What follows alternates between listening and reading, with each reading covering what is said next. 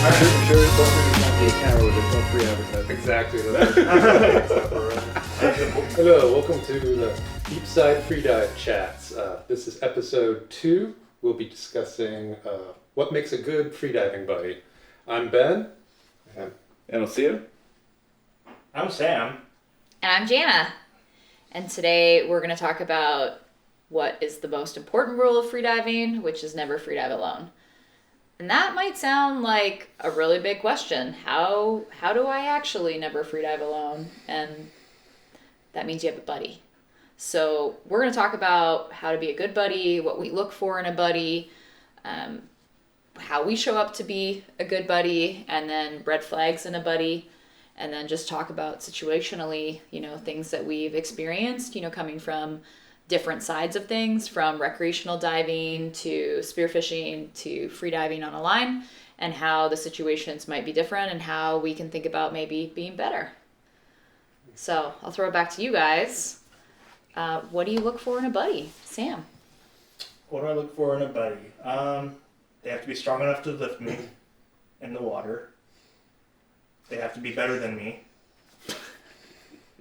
That's pretty much it. I'm looking for someone I can learn from. That's basically what I'm doing. That's fine. All right. So far, this has been great. Ben, how about for you? All right. Well, there's really kind of like 3 different types of like freediving. It's like they're either on a line, spearfishing, or like fun recreation diving. And what you need in a buddy is a little bit different in like each of those scenarios. So, like if I'm line diving, I want a buddy that I know can meet me at 10 meters and he'll be within my line of sight, because I don't want to be spinning around in circles worrying my buddy's there to rescue me. It's like really relaxing just knowing that there's like, he's there, I'm safe. I can just kind of coast on the way up, and it really helps, especially if it's like a hard dive. And then I want to make sure that they kind of like stick with me. They're like watching for like any signs that I have trouble, so that I know that they're ready to react and rescue me if anything happens. And yeah, and then with spearfishing, they'll probably be like on the surface following you, and then I usually spearfish with a float line following me behind me. And with their visibility, they'll usually be out of the line of sight. So I like it when the buddy is kind of like, they can kind of follow like where the line disappears in the water and then swim a little bit ahead of it. And then when they do that, they can kind of see like when the tension in the line releases, it kind of starts going slack, and then know that usually means that I'm about to come back up. And then they can be near me like when I surface, and then like watch as I do my recovery breaths and whatnot. And hopefully they're not at the buoy gutting fish while I'm underwater. Yeah. What about a fun dive buddy?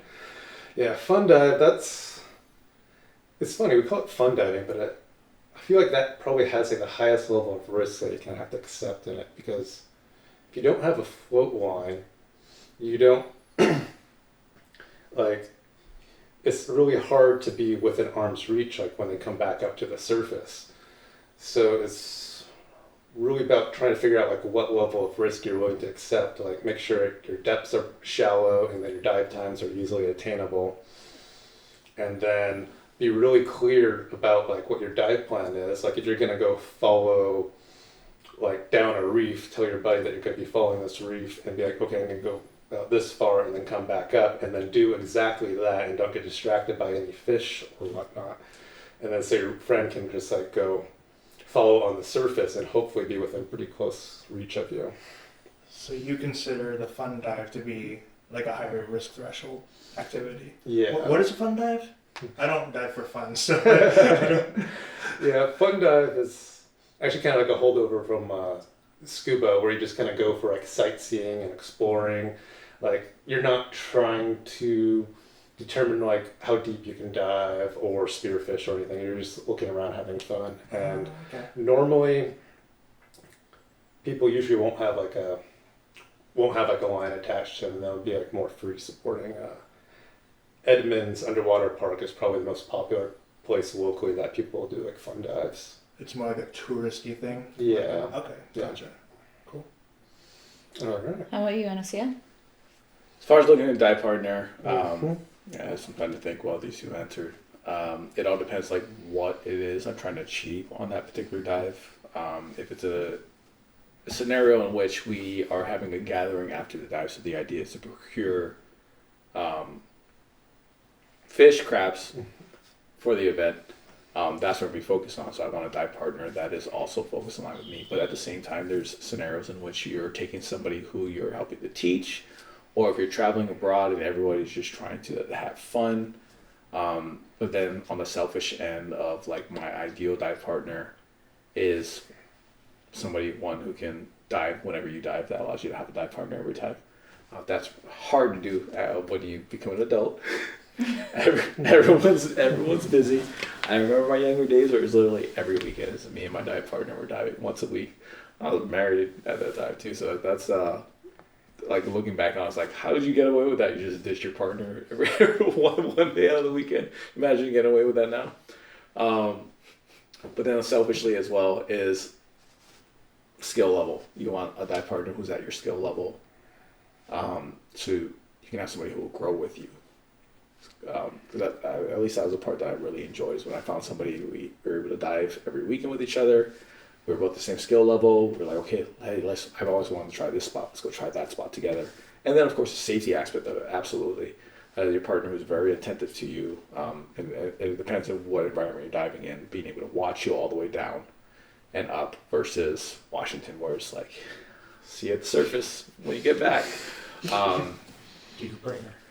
So, and then attitude is wise as well, mentality. It's you're kind of looking for somebody who holds the same values in diving as yourself on a particular situation. Yeah, that's about it. There's a lot of factors go into it, but yeah, so somebody who's about your level in a selfish sense is ideal partner. I think for me, the most important thing that I look for is that a person does the things that they say that they're going to do. And that starts with, hey, I'm going to show up at 5 p.m. We're going to meet at this spot. So I look for people who are consistent, who are reliable, who do the things that they say that they're going to do, and then stick to the plan in the dive. I look for people who are punctual. I am not punctual. I really try. I try real hard to be punctual. So if my buddies are looking for a punctual dive buddy, so I do really appreciate when people are tolerant, especially with the fact that we have real busy traffic here in the Seattle area. But punctuality, consistency, and splitting the time, if there's a certain amount of training session, if it's like a pool session, if we've only got an hour, that, we're considerate to each give, to split that time. I don't often get to dive with people who have my same skill level. So if that was a condition for me, I would never be able really to dive. And I think because if you want to dive consistently, you have to dive with lots of different people with different skill levels. I've been a part of communities, and I actually really like it when there are other people who are super new. Maybe they just took like a first course and then they're showing up and then they're buddying with somebody who's like a top athlete and they still do a good job. And so then they build that confidence, and I think that's how we build the confidence. And if I want to dive 3 days a week, like if you all three dive, maybe I can get 1 day with each of you, and then I'm getting my 3 dive sessions in. So I will always have a conversation with people about like what their training level is and like what they hope to do in the day. And then if it's an open water dive, I don't particularly love diving with photographers because I often find that they're not super attentive to me while I'm diving if there's something cool to see or to photograph. So I do look for people that when I'm diving, I come up, that they're paying attention, or they're meeting me at wherever that is. And that can just be as simple as like, if it's on a line, then they're on the float, they're paying attention, they're doing the things that are expected. But out in the open water, if I come up from a dive and somebody's like taking a photograph of something instead of watching or looking for me, or like spearing a fish instead of watching or looking for me, that's probably the last time I'll dive with that person. That's so having that sort of consistency, and it takes me a long time with dive buddies to build the trust to actually do something that would be like a PB in depth, distance, or time. I would never attempt that with somebody that I probably haven't dove with at least like a handful of times. I'm thinking in my head 10, so like 10 times to really get to that level where I know that this person is going to be doing what they're supposed to do every single time, coming to the surface, and that I can trust them. So that's a big deal for me. Did I do that to you, Nia? What? Oh yeah, I immediately thought I'm the photography there. I immediately thought it was Taking time to let. photos. I feel like I was like watching them. Yeah, I immediately thought it was time to let Jana down. No, I mean, we weren't buddies, right? Like we weren't. I felt like I was your buddy. I mean, we did a couple of dives together. I mean, that was I kind of tackled. I was following you. an for a while, interesting like cluster of It was a things, cluster, right? yeah. Like that. My buddy ditched out like 3 days before Nia Bay. And so I went, and so you guys, welcomed me into the group, and I got to go out, and, that was, a good experience, but it was also the first time that I was ever in the water with any of you, actually, right? So It also did feel pretty chaotic. there was a lot of guns. There was a lot of guns and lines, and it was an interesting observation for me to see how the communities are different. It was peaceful on the jetty. There's just 4 of us out of the whole wall. Like there wasn't even any randos out there. It's just us. It was a cluster fuck with the other group. I think we learned a good lesson there about like if you're hunting, you want to really spread out. I mean, that was I think everyone gave it an attempt. Yeah. It was a horrible situation. Like as a diver, if it wasn't for the fact that everyone there, like half the people there were people that I for lack of better words, trained. I knew that they understood what my concern was with the situation with, who has guns, who's down at one time, the distance range of a gun. Unfortunately, we got clustered because this was the only place that had fish. A little bit of context for y'all. We have a rockfish cook-off event that happens out in Nia Bay every year. And we invite a bunch of people to go out, catch their rockfish, bring it back and cook it for some prizes and stuff, and winnings. It's good eating, real good eating. Yeah. Yeah. And this year, for some reason, we had a group of like 8, was it? 8 people together, which that's crazy. And they all had their own buoys, their own lines, their own guns. and look, everyone was looking for fish. And so... adding to that, yeah. at this rockfish cook-off, the idea behind it is, one, we'll introduce new spearos to Nia Bay because it's a beautiful place, but we send the newer people to one specific area that's incredibly newbie friendly, has literally a half mile of environment that anybody can spear fish in, so groups can be spread apart, and even for the first year, when it came to the idea of exploring new areas of Nia Bay, we've only taken experienced people to those areas or attempted to it. Now, the first year we tried, we couldn't even get to the water, so we turned around, we ended up at the jetty anyways. So this year, we had a group of people who were experienced divers. I know you may not have been familiar with Dan and Jacob, but like they actually have been there from second and first. So like we've actually seen them at multiple events. Mm-hmm. Older gentlemen, we know like they're not in their young gun phase where like let's shoot everything. So it felt more comfortable with them to take them with us as we explored a new area, where there's a thought process that goes into it as we stood there on the rocks, like, hey, okay, we have to swim through at least 2 to 3 areas of kelp patches. Let's talk. You about guys did. Yeah. The folks on the dinghy got the squeeze around that. We're like, hey, we're gonna go over this. You're gonna army man crawl over it. Take your time. Dive knives to the inside of your leg, so it's not a snag point. Break by hand, not by trying to break a 20-foot piece, yada yada. I have had to steal a knife from my calf before. Oh yeah, well yeah. You've had kelp steal everything, I think. Yeah. But the that's point very that we're true. trying to make is that there was a little bit of chaos in the water. Yeah. And after the dive, I mentioned to Sam, like, I saw some really unsafe practices, and that was part of us, like, wanting to talk about this on camera and to kind of explore the differences of what that looks like. Yeah. And it's not the first time that I've been around spearfishers, for sure, but it is the first time I've been in that sort of situation. And you know, I can look at that as a diver and an instructor and be like, it should be different, but that doesn't actually help keep people safe. Okay. And from a freediving perspective, like I've always said, oh yeah, like freediving, it's so safe. There's only ever been one death in freediving competition, but we're in a community where, like in Hawaii, That's one Or death. worldwide. No, far from that. yeah, like a month, right? And so if the most common way that people get in the water is for hunting their own food, then how can we convey the message of like, well, if I'm going in the water and I'm going to hunt for food, how do I be a good buddy? Right? What is good buddying look like? And, you know, can we make people think about, you know, why are they trying to be safe? You know, like Ben talked about one up, one down, and being within arm's reach. And so why is that important, Ben? Like, what? Just give us a little.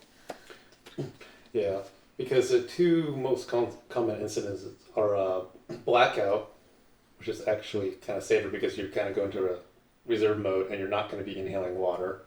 But like the other one is LMC, which happens before blackout, which is like a loss of motor control. So you start going to do like, sometimes they call it like the sambas, where you start shaking and whatnot. And in that mode, you don't have any muscle control. And so if your face goes below water, you're going to be breathing it in.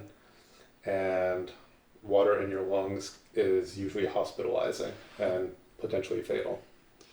So those are risks directly as a result of freediving, but there are also risks of if we're underwater and I have a brain aneurysm, or I have a heart attack, or I go into diabetic shock, or whatever other medical things that just happen to people, and we have ambulances called 24 hours a day.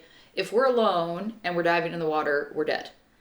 Right? If we are diving with a buddy and something like that happens, right? Did they take water into their lungs? Where are we? How do we get them back to shore? Like, there's other things that can happen other than just like, a lot of times people will say, oh, I'm diving really within my limits. Yes, that's great, but you're still a human being, right? Like, things can happen. If they happen underwater and you're not within arm's reach of a buddy, then that's the end, unfortunately, right? And so that is the other risks as well. So even if you're not pushing depth, time, and distance, like, we're still humans. We could have an experience. And so how do we have, you know, how do we dive safely in that situation? And so that's kind of like that big question. Now, for the Spiros in the group. You're reminding me actually of, and now I'm recalling some things. Because it feels like there's like two different like layers to this, or maybe more than that, but my simple brain wants to put two down. One is like the stuff that we can control, and the other stuff like the aneurysms, the heart attacks, diabetic shock, are stuff that we can't necessarily control. And clearly, if you have a dive buddy who is also aware of where you're at, and that something like that does happen, you have a much higher chance of surviving that episode, as opposed to having no one there.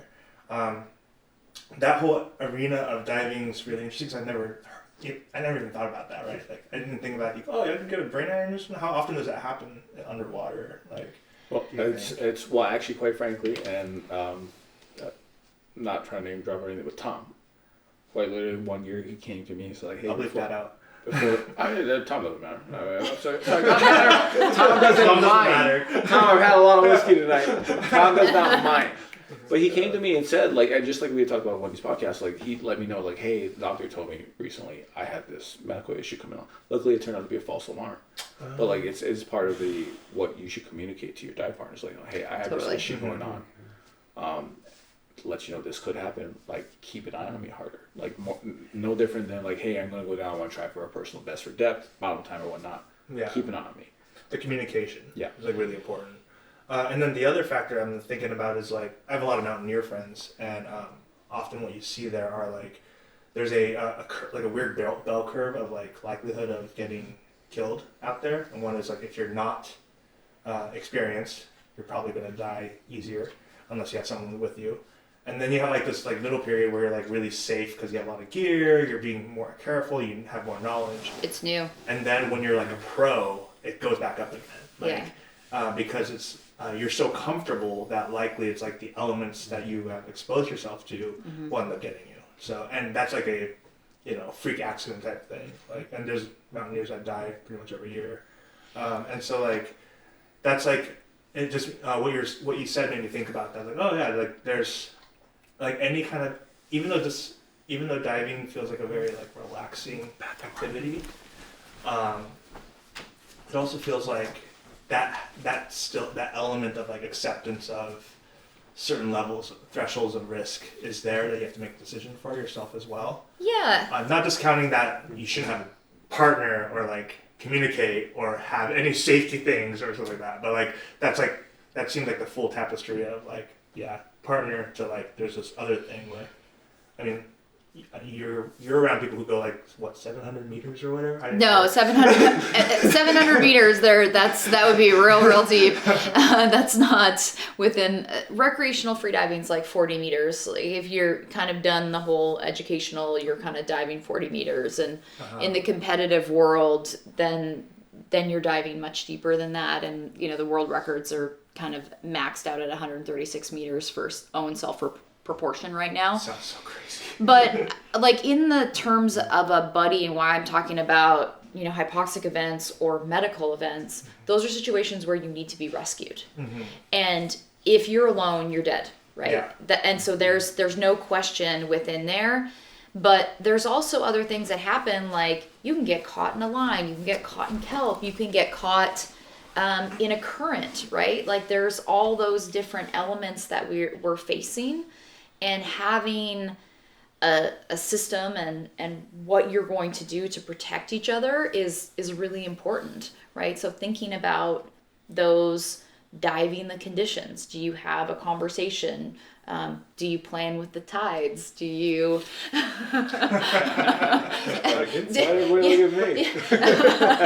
do you think about the temperature and how long you're going to be in the water and hydration, and like there's a lot of different elements that can cause people to have issues. And you started off by saying, I make sure that I have a buddy who can safety me, right? So or who's better than me.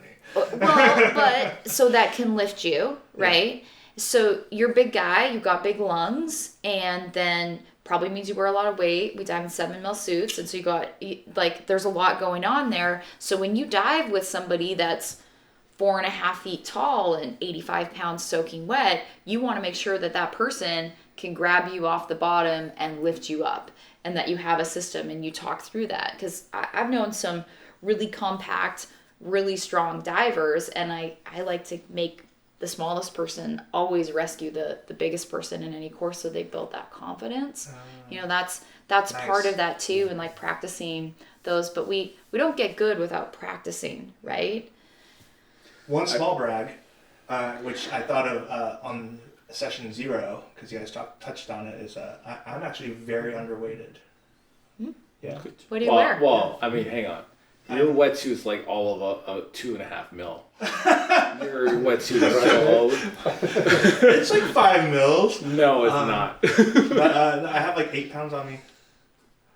In a 5 mil? Yeah. Have you done a neutral buoyancy check on it? Yeah, I just have to. I wear like trust my in the depth lake. dive real good. In the lake, I wear in a 6.5 mil. I wear 4 pounds. Oh wow. Okay. And in the ocean, I'd wear 6 pounds. Okay. Oh yeah. Take your bragging. Leave your bragging at the door, buddy. That's crazy. But in the lake, you're less buoyant, right? She's probably waiting for deeper depths. Yeah. I would imagine. I'm neutral at like 11 meters. Meters. Oh. Yeah. 11 meters. Figuring that part out. Yeah, I'm really buoyant. It's really hard to spear in shallow areas. And we've got to get on a diet too. Yeah, that's it. I gotta lose some weight. We're I have some natural weight. Back to our topic. Anyway, sorry. So one of the things that we were talking about is like the differences between safety and freediving on the line, on the shore. It's like diving the conditions and going that way. We talked about spearfishing and how you guys don't like coming up beside each other because why? Well, it's multiple things. One, and this is based here in Pacific Northwest, because in areas where I can see my dive partner, it's not a problem. And depending on what depth we're diving, for me to be right there. But here in Pacific Northwest, I don't know where my diver went, unless we're diving in a structured environment along a ledge, pylons, or something along those lines where I've got a 50-50 they're going this way or that way, depending on what they see on the bottom. And depending on depth as well. So if we're diving 20, 25 feet, and my dive partner's going down, and they're going to surface potentially 20, 30 feet away from me, my main focus is I want to make eye contact with my dive partner. I want to be able to see them, see their face, see their body language to assess if they're in their normal state, because this is only 25 feet. They've only been down for a minute or so. And I can assess that they're within their limits. They do the 30-second breaths, watching them. They give me the okay sign. I breathe up. I watch them. So instead of me swimming over to them and increasing my heart rate, we can maximize my ability to get back down on bottom. Selfishly. No, absolutely. Selfishly. It's also sort of a really nice intimate moment. You just lock eyes for a while. And to talk about dive partner wise, like I have to yell at some dive partners at times, like, "Hey, look at me! Like you're coming up. I want to be eye contact with you. Like if you're not looking at me, you're facing off somewhere else. As far as I know, you blacked out a surface, as far as I can tell. So that dive partner, I want that eye contact on free diving wise. And as I mentioned, we moved to deeper depths. I definitely want to be a lot closer, especially if they're telling me, hey, I'm going to push for this, and that. But, just in general industries, it is absolutely proven that complacency is what kills. And it is absolutely, admittedly, a complacent act to be like, hey, we do this all the time. It's been fine all the time. But it only takes one time for it to not be fine anymore. Yeah, I've had students that, took a freediving course because they wanted to be spearfishers. Mm-hmm. And then they were great buddies and they were like practicing one up, one down. And then they started having one buddy that kind of was like, well, it's only 10 meters. Like I'm just going to go down. I don't want to get out of the water. I'm just going to stay in. And so, one of those people was like, I don't want to dive with this person anymore. Right? Like they're unsafe. I don't feel like they're watching me. I don't feel like they're aware. And so you can be complacent about some of those things, right? Like what do you do when you haven't seen your buddy in the right amount of time, right? In that situation where you're spearfishing, if they're not on a float line, right? What you guys brought up earlier, though, is that if you have a pole spear and you come up and the pole spear is coming straight up, and so you don't want to surface near your buddy, so you don't spear your buddy. That's my paranoia for sure. Because, Washington, and this conversation is great because it's making me realize how differently we spearfish in Hawaii or Baja, actually. Because we safety each other super hardcore because you can actually see. Washington, it's like, we don't know. It's like when you get down and it pretty much disappear unless you have a line, like you were saying. And so sometimes there's moments when because it's too kelpy and you don't want to get caught up, you'll clip your buoy to kelp or something so it just stays there and then you go down. And when you do that, we have, on your way back up, if you have a fish, you're swimming up with this spear poking up. Mm-hmm. And, a lot of times even if we're diving for crab or something as simple as that, it's so silty that I don't even know where they came up, so I have to actively look for them, right? Or maybe if it were for around a pylon or something, I'll go around actively in the pillar looking for them. And the other direction also is the same too, is they could potentially have their gun or spear pointing down, and so that's my mental thing on it. So those are some really interesting bits. So you put your spear up for hydrodynamics, right? It's to keep the fish on the spear. Yeah, so you couldn't, it can't be in any other direction, right? No. But do you guys surface like this? Depends if I expect overhead structure.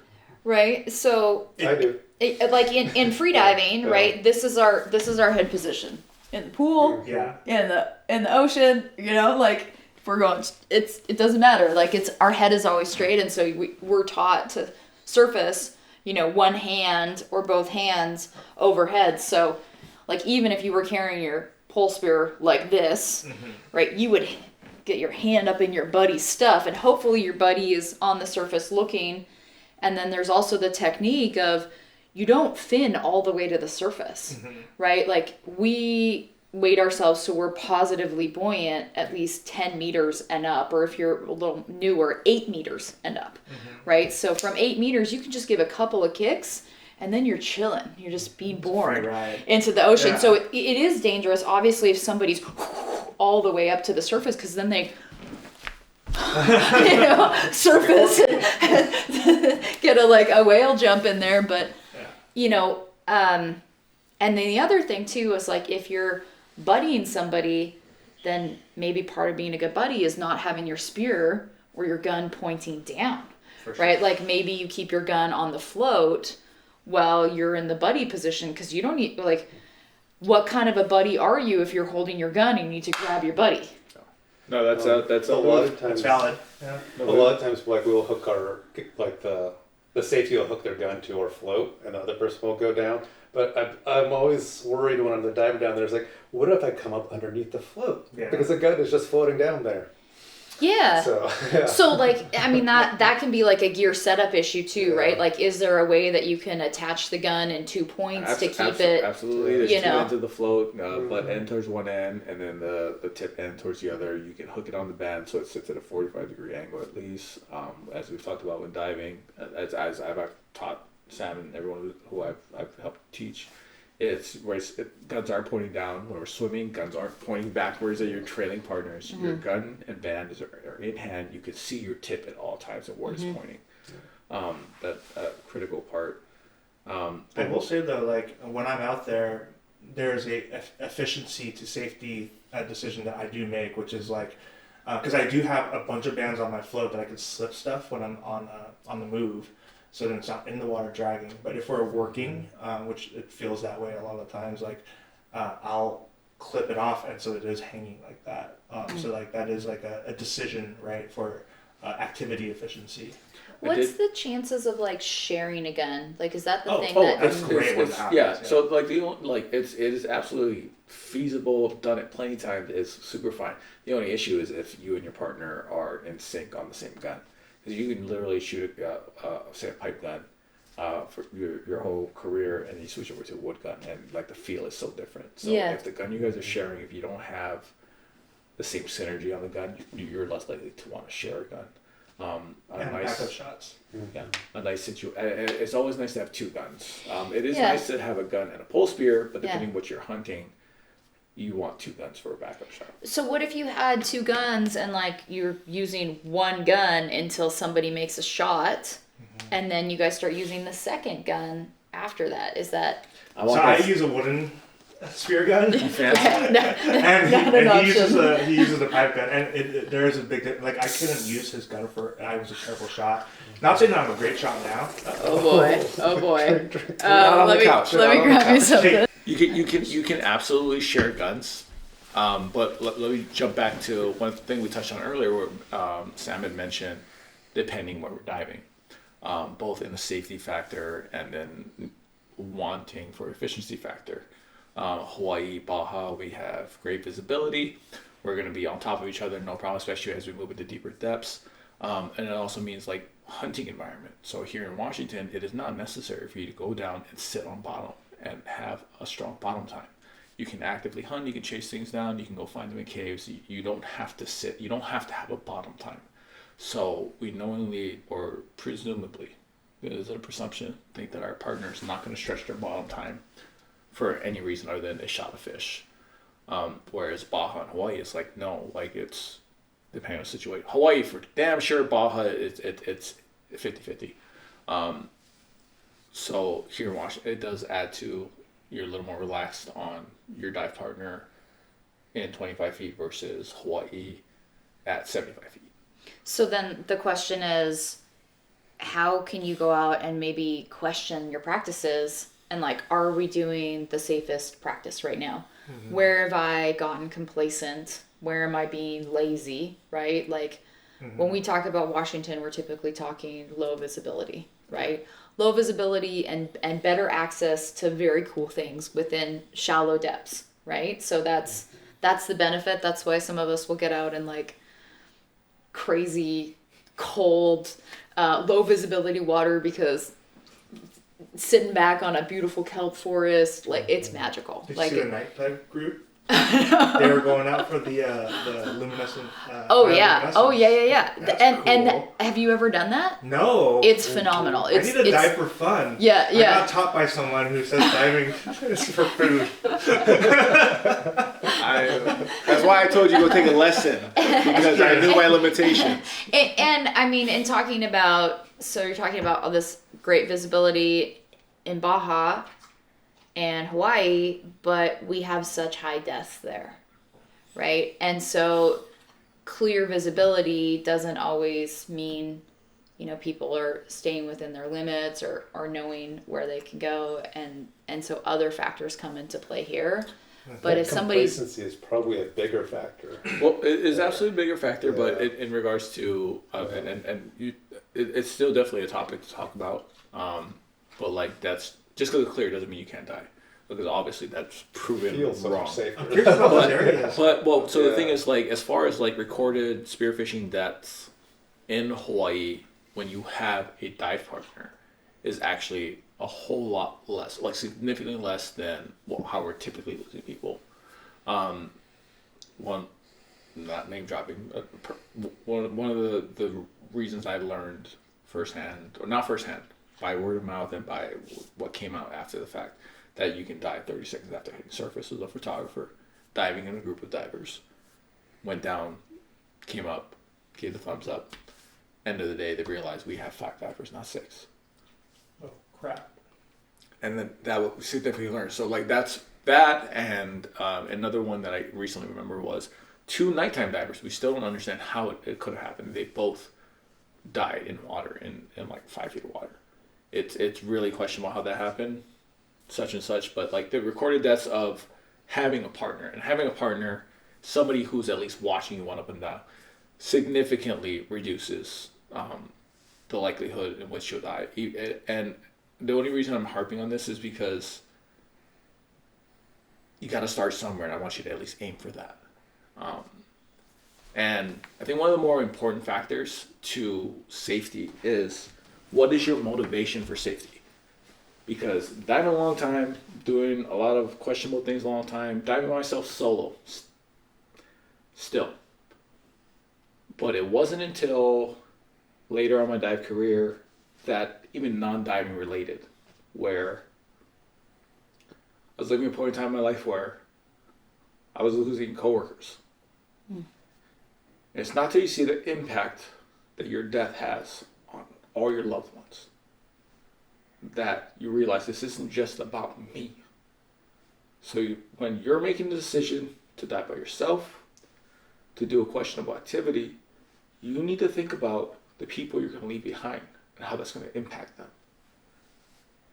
A lot of shit. That is the part that really motivated me to really move to a safety factor. Because, man, it's horrible. Leaving behind 7 kids, somebody 25-year-olds graduated from college, life gone within 3 years from a slip and fall. It is ridiculous. Like, somebody worked 360 days a week, took 5 days off, and in the 5 days they got killed by somebody texting and driving. Like, it's just that. You can't take it back. And the effects are permanent to your loved ones.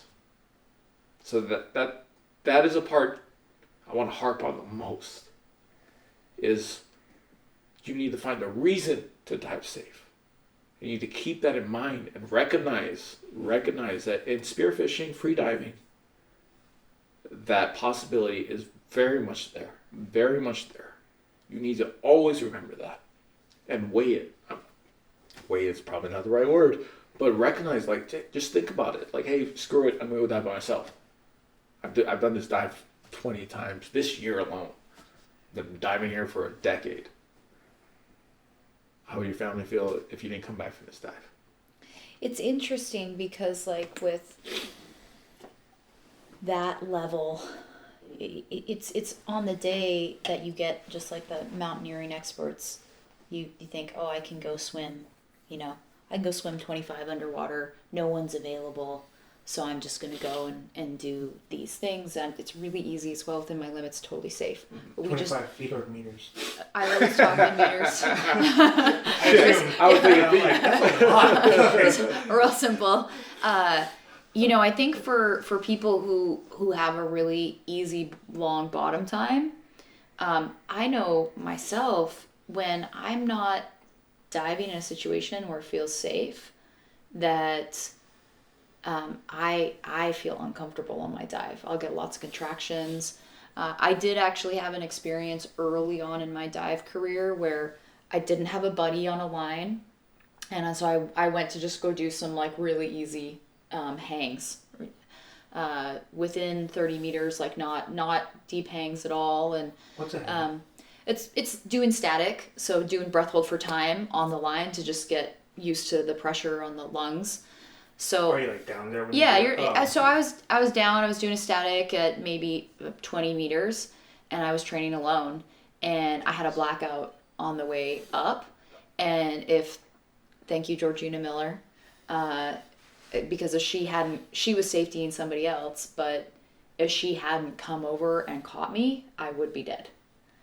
And I thought I was going and doing something real simple, repetitive, done more times.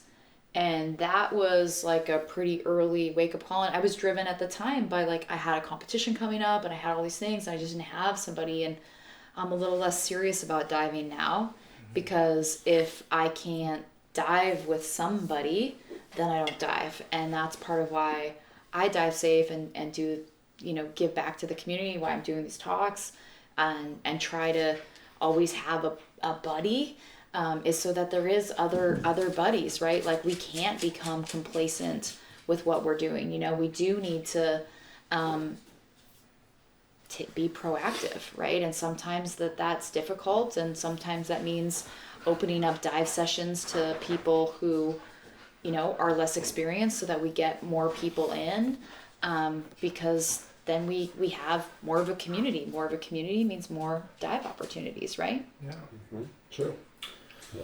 It's important to kind of visualize rescuing, being prepared for every time you safety someone's dive, like safety their dive as if an incident's going to happen. So if it does, you'll be ready. You don't want to be caught off guard, being complacent.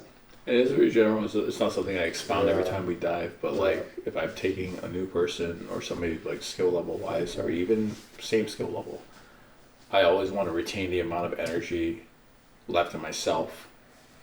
Should I go south where I'm swimming, you win. Like, I always want to maintain the ability to rescue my partner. Mm-hmm. I stupidly in my younger days got to a position where I couldn't even rescue myself.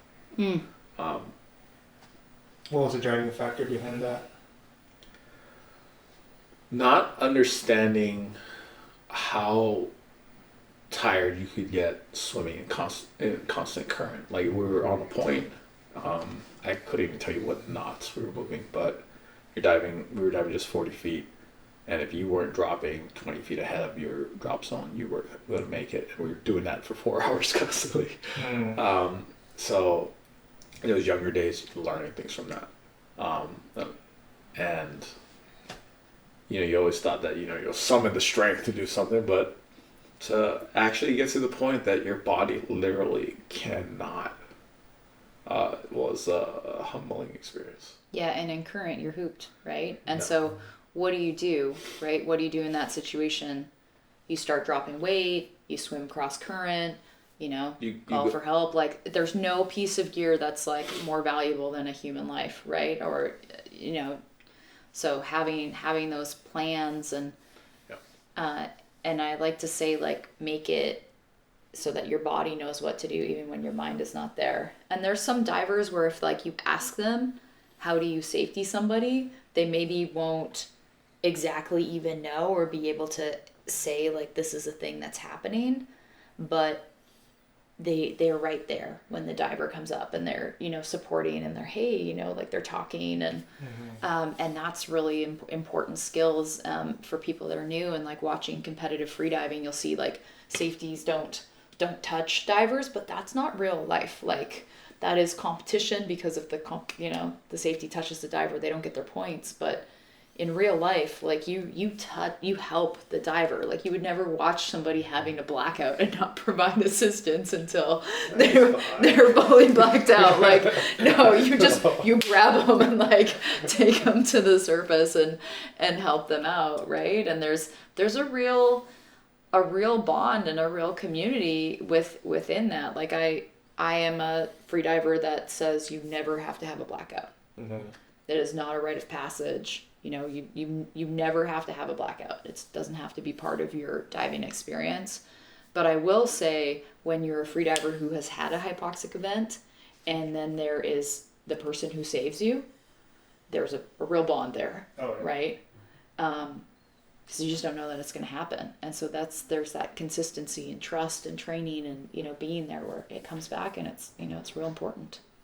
One thing I'll throw in on top that the situation with the point and whatnot, because like the humbling experience. One thing I want to put out there for people is perspective and swallowing your pride. You have to understand that everybody out there who's been on the ocean long enough understands that like there's a point in time where you need to switch over to, I need rescue. I need to be in a prime position to be rescuable for a certain amount of time, and that is what had happened to us. We had to flag down a boat. So at a point in time, swallow pride, we're waving a paddle in the air, asking for rescue. Swallow your pride. Everybody on the ocean understands that the ocean, wow, some of us are drawn to it. It is our happy place. It can be unforgiving. Nobody will judge you for that. Luckily for me, I had 2 other people with me, so it wasn't just my well-being that I had in mind. But just if you find yourself in a scenario where you're like, I don't want to throw in the towel and go for rescue because such and such, it's not a factor. It speaks more to that you will understand your limitations. The ocean will reign supreme. You are not above it. That is a really good point, and like I've been in an experience like that before, and it like my brain wouldn't switch over to help mode. Like it was like a really weird block. So like, what would you say is a good way of practicing that? Just like in freediving training, understanding what a rescue scenario entails, maintaining warmth. Practicing rescue scenarios. Absolutely. And prepping your dive ahead of time to know that, like, in the worst case scenario, like what is our avenue of rescue? And if I'm a big proponent of this, and I know everyone has their own limitations, but like for me, I do not absolutely like any scenario in which there is no opportunity for rescue. Tom. So like, and my scenario was actually on like a kayak trip, right? So we're all on vessels, boats, or whatever, and it was a small craft warning, and you know we have people with a lot of those mountaineer friends who I consider we can surmount anything. Yeah. So you know they have a great attitude. Yeah, it's wonderful. It's you know, my favorite thing to always go back to is the Dunning-Kruger effect, right? You're like you go in with like a really positive outlook and a lot of like ego, and then you get hopefully you don't get so humbled that you don't live anymore, and then you crawl back up to reality. But yeah, that was like the moment. It was like I'm with a bunch of people who don't know the water really well. 6 people, we're all kayaking, and then like 2 of them shoot off because they have a sail on their kayak, and the rest of them don't. The rest of us don't. They didn't follow the plan, and then they go off and do that thing. They have their own life or death situation that happens, and then this boat comes by and goes, "Hey, you guys need help?" And I'm like, "I think we got it." And the boat, and then my wife, she's like, "Yes," yes.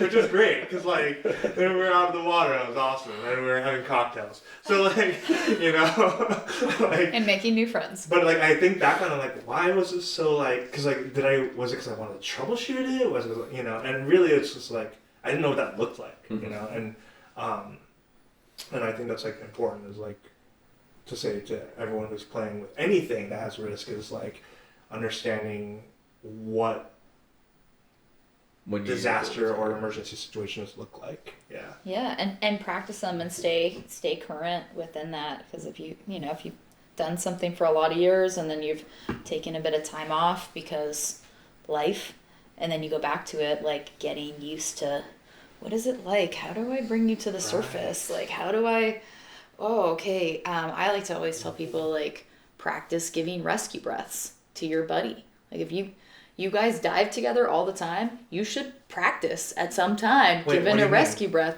Yeah, no, Well, really. have you given your rescue breaths to Kim? Oh, okay, I thought you could say it between him and I. I was like, my lips felt chapped. I wasn't ready for this. But like, reality is, if you guys are going to Baja all the time, do you know how big each other's lungs are? Like, get a spirometer and like test that. I'm down to find out. Because what would feel like a breath to Sam, would that be the same to Inosia, right? And so if you have a person in your life that you share fluids with, give a proper rescue breath. How do you pitch the nose? How do you open the mouth? How much air do I need to breathe in to do it? And not, practice it in your living room, practice in your bedroom, whatever. And then practice it when you're out swimming in the ocean, right? If you're actually giving somebody rescue breath while swimming back through kelp, how can you do that if you're in a real situation, you're booking it to shore? Right? So practice, like sometimes it's fun to just practice those scenarios. Okay, cool. So we're 300 meters offshore. Let's practice that I have a blackout. Swim me and practice giving me rescue breaths. Wait, so right? you're like actually filling the other person's air. Yeah. Lungs full of air. Yeah, because so you're like getting the in the muscle memory. course, right, you learn, right? And I've seen people doing that, swimming back, doing that because that's what they learned in the course, and they never practice actually breathing into somebody's mouth. So in a real rescue scenario, you want to be breathing into somebody's mouth. If you took your wife and gave her your full lung volume, she'd be like, it would be too much. And vice versa, if she needs to rescue you, she's got to be able to keep her swimming to a level that she can actually give you enough of a breath.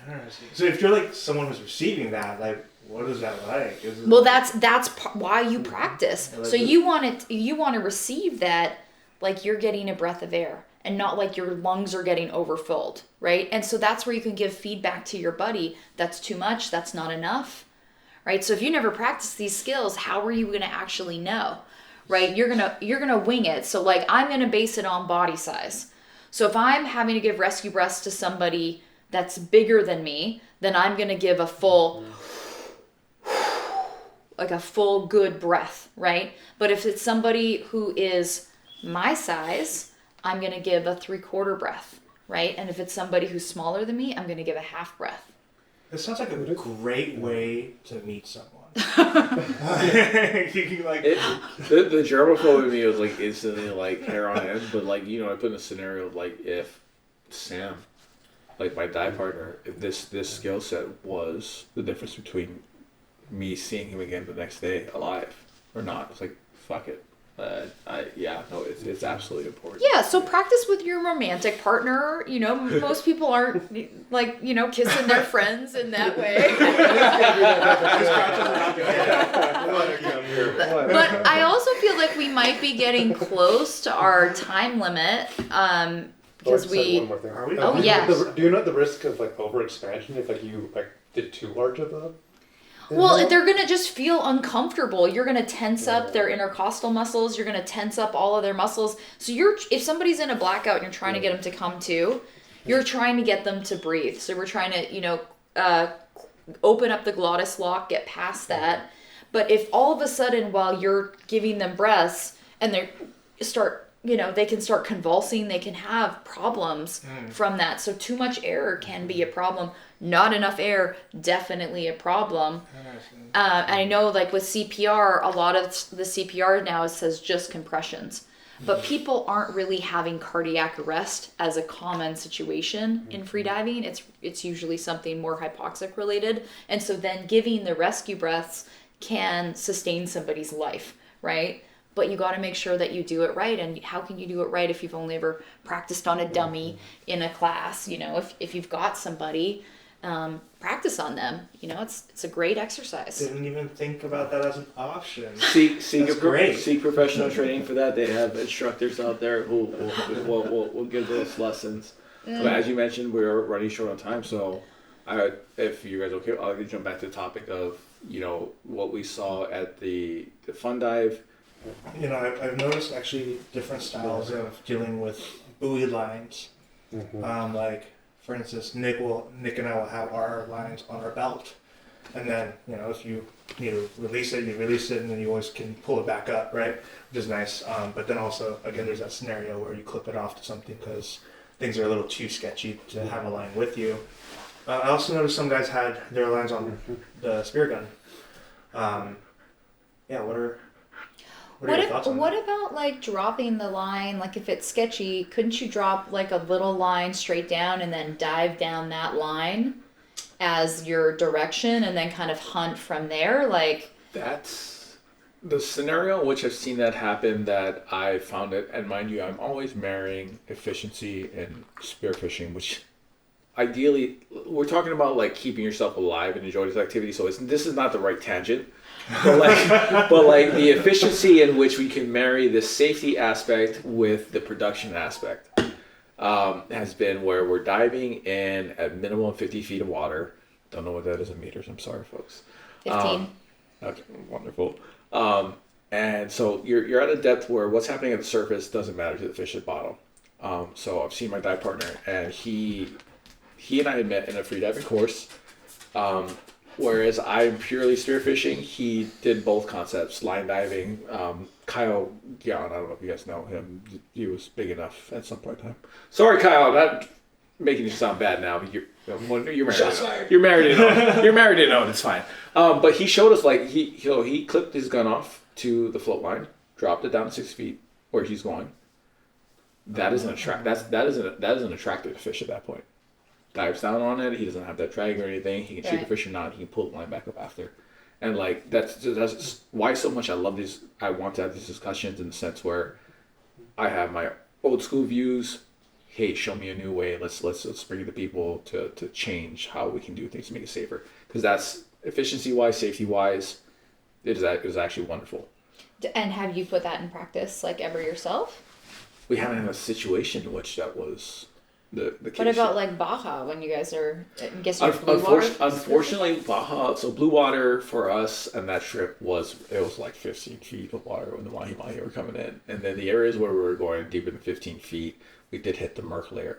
And that's when we started discussing, hey, it's 50 feet, we can't see each other on the bottom. I hound on a dive partner who did not have a reel at the time. I'm telling you right now, your line hangs up. If you feel within your means to retrieve your line, by all means. If not, abandon it. Absolutely abandon it. Please put it in your head now. Abandon your gun and line. We don't give a fuck about it. It doesn't mean a damn thing. We'll get another gun. But we're in a situation where we cannot see what is going on at the bottom. We cannot give you an assistance. You do not have a reel. You cannot come to surface.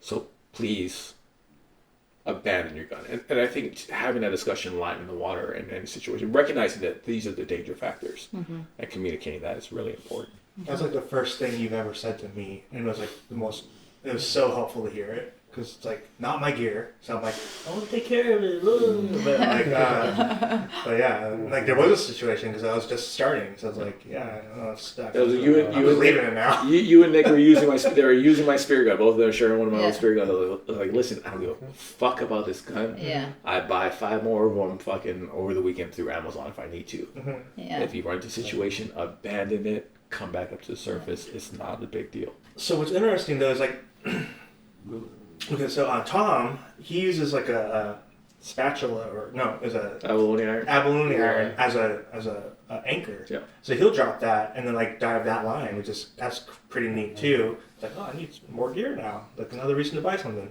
And then like when we were in Baja, there was actually just enough of a drift where I kept because all the rocks would sometimes look the same. That I was like, this is the spot I want to be at, but I'd like constantly be off target. And so I dropped my line with like I have always like an extra weight on my float, to keep it upright, but I'll put that on the line and I just drop it down as like my marker. And like that was like really helpful too. I've used that to explore scuba sites before, because it's kind of like playing darts from the surface, trying to guess where the structure is. So it'll drop like a light weight down there.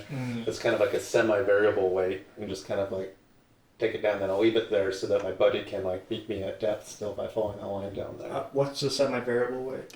Yeah, so like variable weight is where you take a weight down to depth, so it kind of makes it so you don't have to kick as hard. Or at all, really, if it's but I usually have like an 8-pound weight, which isn't enough to sink. Like you're pulling your weight down? It was that dumbbell idea I told you about. Yeah. I mean, it's real fun, and like we're kind of getting into some of those risk factors of maybe we talk about this in another chat of like what are really fun ways to like make dives more efficient and improve it. But we did want to kind of close it out with like what have we learned, right? How are we good buddies? How can we show up better? There was one thing I did want to touch on actually. This conversation. So talking about it is really helpful, by the way, everyone. Glad you're participating on the camera side. Yeah. Just say, I'm usually everybody on that comment about like how wonderful it is to have Sam in the discussion. Thank you, two people. I'm realizing actually, because I only dive with 2 people, I basically know your guys' bottom time. And so I never told you this, but actually when your face, like when your snorkel leaves your mouth, I pay attention to how much time is left. And so I know generally how long you should be down there. And then when you start creeping up towards the end of it, I'm like, all right, That anxiety. come back up. But like, I know also like when to be comfortable, when not to be, like what's within your window. And I also know that we're all generally pretty lazy. And so like we don't push it. So I'm like, I know you have like a X amount of percentage of time to like, for me not to freak out. But like, it's been an is that marker. the same throughout the whole dive? Right, because generally your bottom time gets a little bit better as you're diving. Right. So like it depends on how you are, but most people it takes them a few dives so I'm to a get. weirdo, and I do notice. So like the shift is from. So like I know that like junior goes from like 37 to 42, and then on really good it's like 50 something. Yeah. And then it goes back down to 42, and then well, and then as you start to get tired, right? And so those are really great observations, and because you guys dive all together all the time. But that's another way to be a good buddy is to communicate your bottom time. Yeah. And I like to say like this is what my target dive is. And if I'm feeling really good, it might be this, but for sure you're going to see me by this time, right? And I do most of my diving on a line. Like, so if I'm doing something where I'm having a long bottom time, I'm doing a hang, and then I'm going to give a good pull on my way up. And then it's very, very easy to communicate and see that. But still, like, it's super important to have those conversations, right? And just because, like, today... average 52 seconds or whatever, but on a day that maybe you had blood drawn or you had a vaccination, it's, things can impact us, right? Like, I don't give blood no more for that very reason. well, like work stress just like halves my dive time, right? Like I just don't have, if I have a real rough day at work, like throw it out there. Do you know like when that's happening, and then you let your partner know? Oh, I mean, I'm just coming to the surface. You just find out. Yeah, it's, for time, like my breath hold for time is not great, and distance, I have to be swimming pretty long distances in order to have a hypoxic event, and depth, cold is such a factor for me. So I'm well within my like hypoxic limit. It's do I have the equalization and relaxation for deep diving, whereas when I go and I'm diving in really warm, wonderful blue 30-meter visibility water, then it would maybe hit into that realm if I could get that deep equalization. But usually like the average person, like you guys probably all have a pretty easy 5-minute breath hold, would be my guess. Lower, much lower. But if you never practice, found go out. back to like when you were diving all the time and just not, I'm not talking about working breath hold. I'm talking about just lying there holding your breath, right? Oh, yeah. Right? You could probably all hit 5 minutes, which means you could probably all swim 2.5 minutes. Like that would be where you kind of max out, Is right? that how that works? It's a good I estimate. never want to find out. Yeah, it's a good estimate. Like if you can hold your breath for 8 minutes, you should be able to have a 4-minute working breath hold, right? So there's in that level of comfort, but that would be like a long one, right? So It's amazing. Yeah. It also It's depends just- on temperature. And just to all that. preface, anybody who's starting off, don't hear that and be like, okay, I need to work towards the 4-minute. I've been really happy at 30 to 42.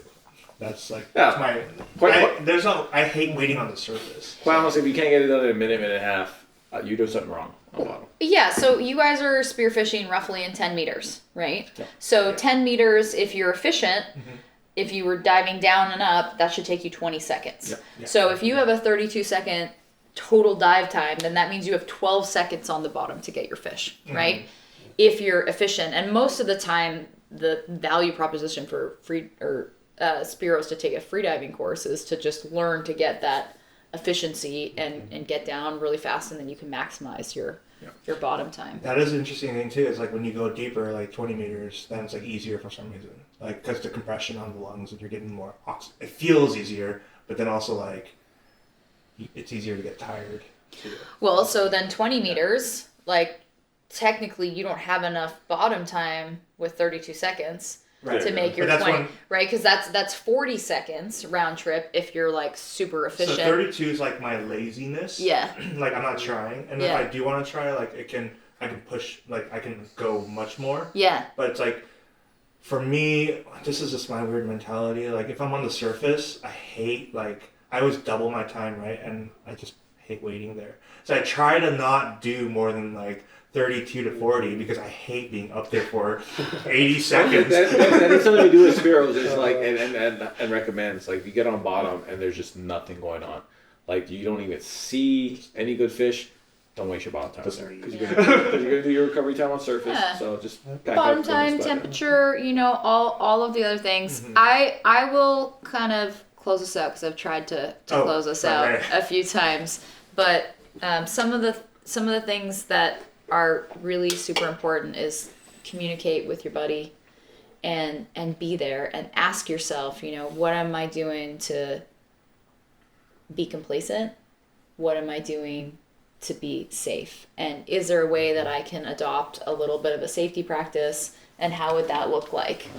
Because we want you, we need you, we're all our buddies. And be consistent too. Like what you were saying about it's like if you say you're gonna show up. If you say you're gonna do a 1-minute dive, do a 1-minute dive. Yeah. And that way it'll make the safety's job much easier. Okay. Thank you everyone for coming again. Okay. Together again. Jana, thank you for hosting us in this beautiful backdrop that just like looks picturesque for podcasts. Like I can't like that's like this is purposeful. Cribs episode next. Yeah. Play us out, Sam. Sam, play us out. Thank you for being